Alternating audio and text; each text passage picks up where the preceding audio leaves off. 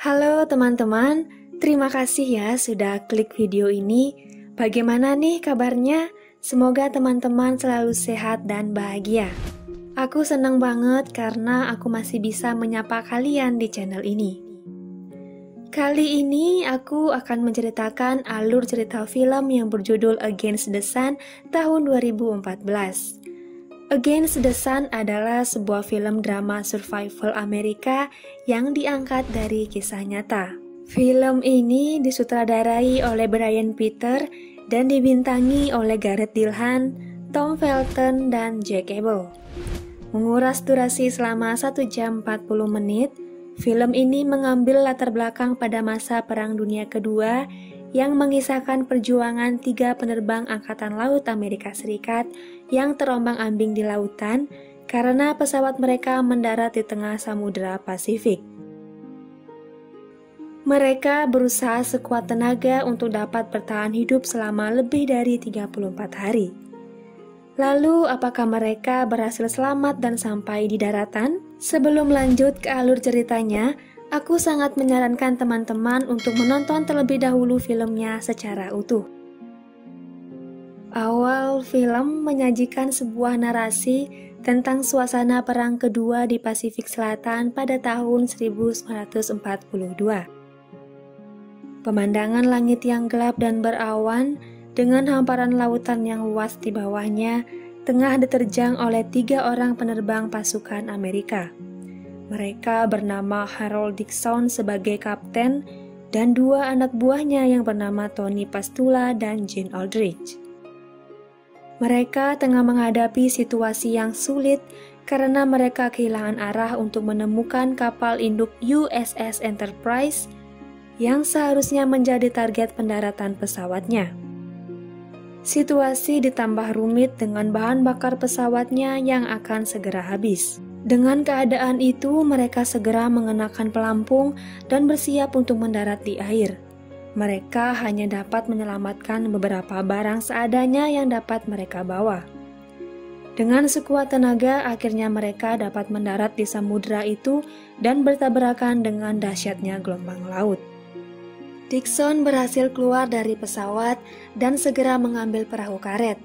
Namun, Tony dan Aldrich kesulitan membuka sabuk pengaman mereka dan terjebak di dalam pesawat. Pesawat perlahan tenggelam, namun akhirnya mereka berhasil kembali naik ke permukaan. Tony juga mengalami luka di bagian hidungnya hingga berdarah. Aldrich dan Tony kemudian membantu Dixon untuk mengembangkan perahu karet yang berwarna oranye itu. Namun ketika perahu berhasil dikembangkan, perahunya malah dalam kondisi terbalik. Dengan mengupayakan berbagai cara, perahu dapat dibalikkan kembali dan mereka berhasil naik ke atas perahu karet itu. Sesaat kemudian, mereka menyadari bahwa mereka belum mengenal satu sama lain. Mereka pun berkenalan dan mulai sedikit bercerita. Obrolan mereka berlanjut keesokan harinya. Di hari pertama, mereka terombang-ambing di lautan. Tony dan Aldrich juga berimajinasi sedang menuangkan minuman di pagi hari. Hal itu terus diulangi di setiap pagi di hari berikutnya.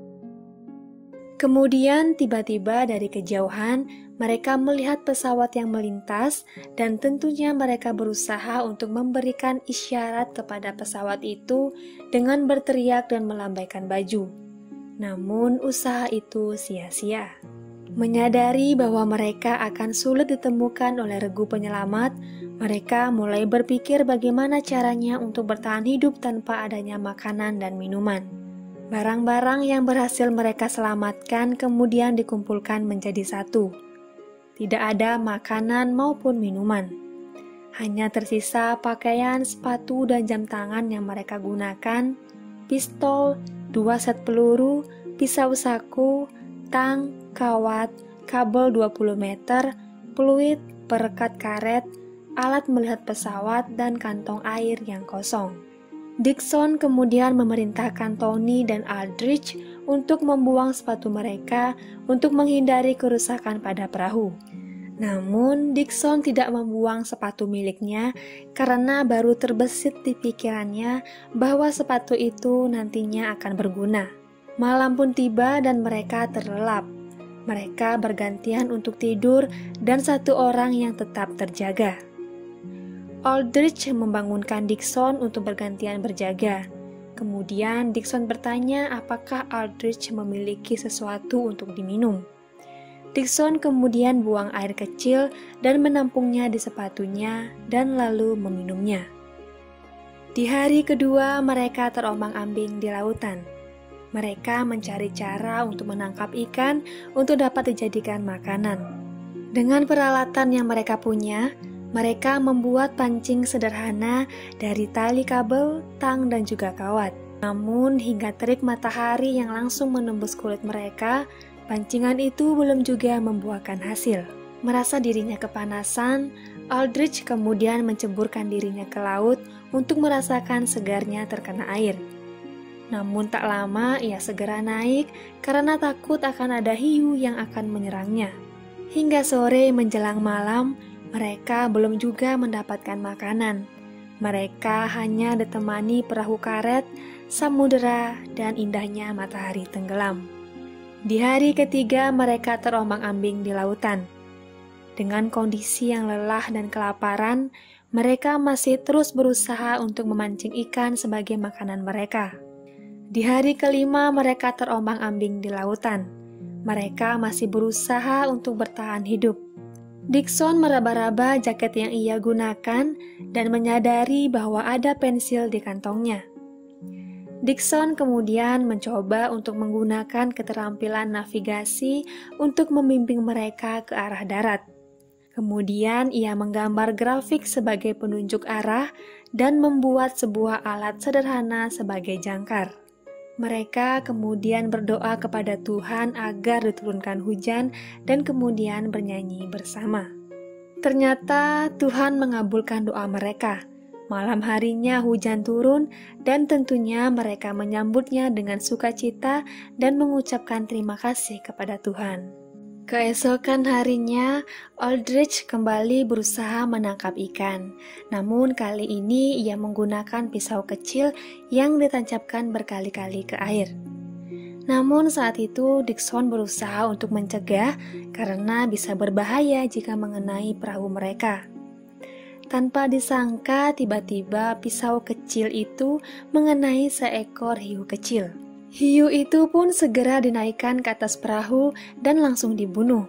Mereka membelah perut hiu itu dan menemukan ikan-ikan kecil di dalamnya. Dengan rasa bahagia, mereka langsung menyantap ikan-ikan itu. Itulah makanan pertama mereka sejak di lautan.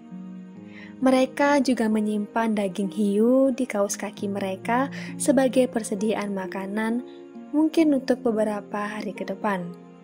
Darah hiu yang mereka bunuh ternyata terendus oleh kumpulan hiu lainnya. Betapa kagetnya mereka ketika perahu kecil mereka dikelilingi oleh para hiu. Langit semakin gelap dan malam pun tiba. Aldrich yang terbangun dari tidurnya hendak mengambil air laut dengan tangannya. Namun tanpa diduga seekor hiu langsung menggigit tangannya hingga luka dan berdarah. Di hari ke-10 mereka terombang-ambing di lautan. Mereka berbagi sedikit makanan dan minuman untuk menjaga persediaan. Di hari ke-13 mereka terombang-ambing di lautan. Hujan kembali turun dan mereka segera menampung air hujan itu untuk persediaan minum. Di hari ke-15 mereka masih terombang-ambing di lautan. Terlihat Tony tengah memegang dan memandangi pistol yang ia bawa. Apakah dia akan bunuh diri? Ternyata tidak. Aldrich meminta pistol itu dan mengarahkannya ke Dixon. Apakah Dixon akan ditembak? Dixon yang sedang tertidur kaget dan terbangun mendengar tembakan di samping telinganya. Ternyata Aldrich menembak seekor burung yang bertengger di perahu karetnya. Dixon segera berenang mengambil burung itu, namun tiba-tiba seekor hiu muncul dan mengejar Dixon. Untungnya Dixon bisa tepat waktu untuk bisa naik kembali ke perahu. Burung itu pun menjadi santapan makanan mereka. Di hari ke-20 mereka masih terombang-ambing di lautan.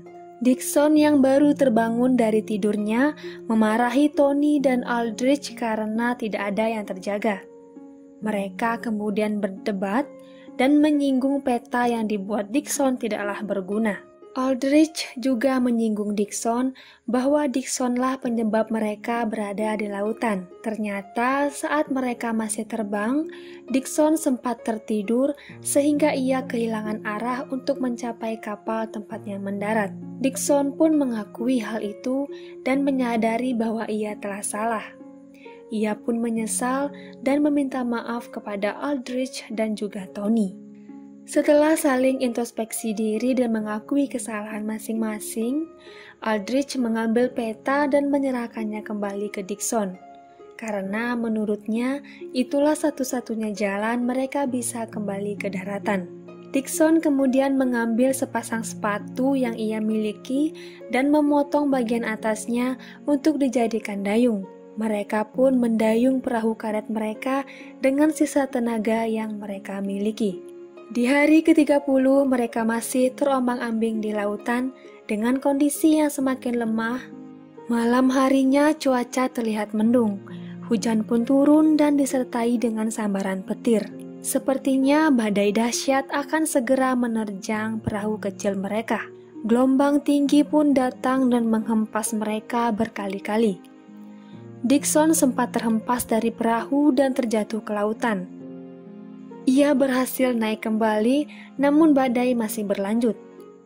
Gelombang tinggi kembali menghempas perahu kecil mereka dan ketiganya pun terjatuh dari perahu dan mereka hanya bisa berpegangan di pinggir perahu. Dengan sisa tenaga yang mereka miliki, mereka pun berhasil melewati badai itu. Keesokan harinya mereka berusaha saling menguatkan hingga tangis pun tidak bisa dibendung. Seseorang merencanakan tujuannya, namun Tuhanlah yang menentukannya. Jika Tuhan memilih tujuan kita, karena Tuhan ingin kita untuk menjalankannya. Sudah sejauh itu mereka bertahan, maka mereka tidak akan menyerah untuk tetap berjuang hidup. Dixon melihat Tony terbaring di perahu dengan tatapan kosong. Dixon pun berusaha memanggil-manggil Tony, namun Tony tidak bereaksi. Mungkin saat itu Dixon dan Aldrich mengira bahwa Tony sudah tiada. Namun beberapa saat kemudian, Tony berbicara bahwa dirinya sedang mendengarkan musik. Tanpa disangka dari kejauhan, Aldrich melihat sesuatu berwarna hijau yang sudah lama tidak mereka lihat. Dan itu adalah daratan yang mereka harapkan. Mereka bertiga sangat senang dan berteriak kegirangan. Mereka kembali bersemangat mendayung perahu kecil mereka dengan sekuat tenaga. Mereka sempat ragu karena takut jika itu adalah daratan Jepang. Namun mereka tidak memiliki pilihan. Hingga mereka dihantam gelombang tinggi yang menyebabkan mereka terhempas sampai ke daratan. Dixon, Aldrich, dan Tony akhirnya berhasil menginjakan kaki mereka di daratan setelah lebih dari 34 hari lamanya terombang-ambing di Samudra Pasifik. Di akhir film, mereka melihat gubuk kecil dan berjalan ke arah gubuk itu. Dan film pun selesai. Harold Dixon, Tony Pastula, dan John Aldrich sampai di daratan Pulau Puka-Puka pada tanggal 20 Februari 1942. Mereka berlayar dengan perahu karet lebih dari 1000 mil. Setelah peristiwa itu, Dixon dianugerahi penghargaan Navy Cross untuk memimpin anak buahnya untuk keselamatan. Ia tidak pernah terbang untuk bertempur lagi. Sedangkan Tony tidak bisa lagi berkarir di angkatan laut karena luka yang ia alami. Ia meninggal pada tahun 1986 dan abunya disebar di lautan. Kemudian Aldrich kembali bertugas perang sebagai petugas radio. Pada tahun 1946, ia menikahi adik perempuan dari Tony.